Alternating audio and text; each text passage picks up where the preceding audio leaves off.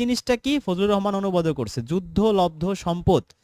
এই যুদ্ধলব্ধ সম্পদ সেগুলো কথা আল্লাহ বিলি বন্টনের জন্য এই আয়াতটা নাজিল করেছেন। এখানে বলা হচ্ছে যে এগুলো হচ্ছে এই সম্পদগুলো কার? আল্লাহ আর তার রাসূলের, আত্মীয় স্বজনের, ইয়াতিম মিসকিনের, পথিক মুসাফিরদের। কেন আল্লাহ এরকম সিস্টেমটা করছেন?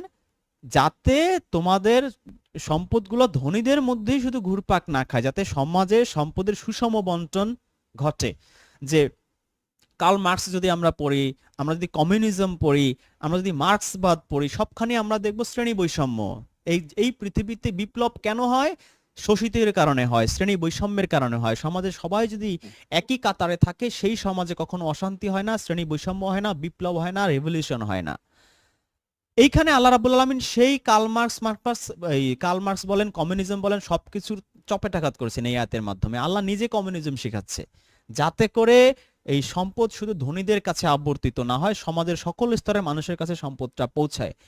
এই অর্ডারটা আল্লাহ দিয়ে এইবার বন্টনটা করবে কে? আল্লাহ তো নেমে এসে বন্টন করবে না, এটা তার রিপ্রেজেন্টেটিভ আছে, রাসূল আছে, তিনি বন্টন করবেন।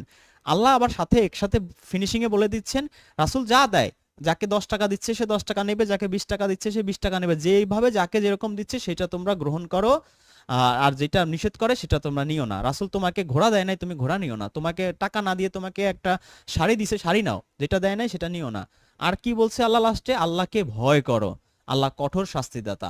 এই আয়াত শুধু না, আপনি এর আগের পরের আয়াতগুলো পড়লেও আপনি বুঝতে পারবেন। এই যে আগের আয়াত আছে, আল্লাহ ইহুদিদের নিকট থেকে তার রাসূলকে ফাই হিসেবে যা দিয়েছেন, তোমরা তার জন্য কোনো ঘোড়া বা উটে আরোহণ করে অভিযান পরিচালনা করেনি। মানে এমন একটা সম্পদ যেই সম্পদের জন্য তাদের যুদ্ধ করা লাগে নাই, ফাই।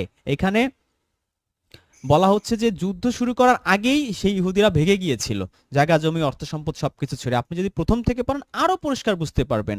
যুদ্ধ না করে, ঘোড়া টোরা না দৌড়িয়ে একেবারে সম্পদ পেয়েছেন, সেই সম্পদ বিলি বন্টনের কথা ফার্স্ট থেকে এই সূরা হাশরে এখানে বলা হচ্ছে।